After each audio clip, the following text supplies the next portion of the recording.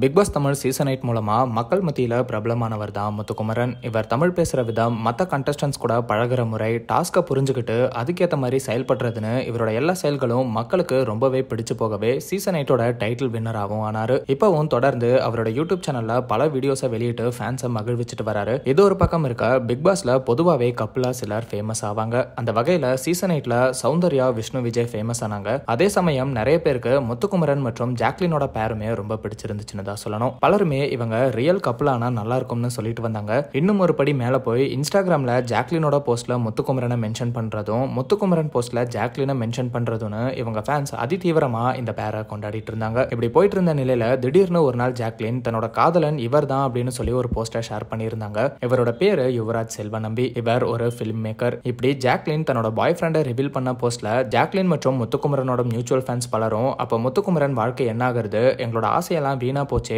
உங்க பாய் ஃப்ரெண்டை பார்த்தாலே இரிட்டேட்டிங்கா இருக்கு அப்படி இப்படின்னு ரொம்ப மோசமா கமெண்ட் பண்ண தொடங்கிட்டாங்க. அதே போஸ்ட்ல வேற சிலர் ரீல் வேற ரியல் வேற, அவங்கள நீங்க ஷோல ரசிச்சதோட நிறுத்திக்கணும், ரியாலிட்டியிலையும் இப்படி பேசிட்டு இருக்க கூடாதுன்னு அட்வைஸும் பண்ணிட்டு வராங்க. முத்துக்குமரனும் அந்த போஸ்ட்ல இன்று போல் என்றுமே இன்புற்று வாழ மனம் நிறைந்து வாழ்த்துகிறேன் அப்படின்னு கமெண்ட் பண்ணியிருந்தாரு. ஜாக்லின் எப்போல்லாம் அவங்க பாய் ஃப்ரெண்ட் கூட போஸ்ட் போட்டாலும் ஜாக்லின் மற்றும் முத்துக்குமரனோட மியூச்சுவல் ஃபேன்ஸ் சிலர் தொடர்ந்து இதே மாதிரி கமெண்ட் பண்ணிட்டு வராங்க. இந்த நிலையில இன்னைக்கு ஜாக்லின் வழித்துணையன்னு சொல்லி பாய் ஃப்ரெண்ட் கூட இருக்கிற போட்டோவை ஷேர் பண்ணிருக்காங்க. அதுல முத்துக்குமரன் ஸ்குவிட் கேம் 2வா ஏதாச்சும் குறியீடா இருக்குமோ, யுவா ஏதோ சொல்ல வராரு, வாழ்க வளர்க அப்படின்னு ஃபன்னா கமெண்ட் பண்ணிருக்காரு. அதுக்கு ஜாக்லின், டே ஒரு குறியீடும் இல்ல, அந்த கேப் பிக் பாஸ்ல கொடுத்ததுன்னு ரிப்ளை பண்ணிருக்காங்க.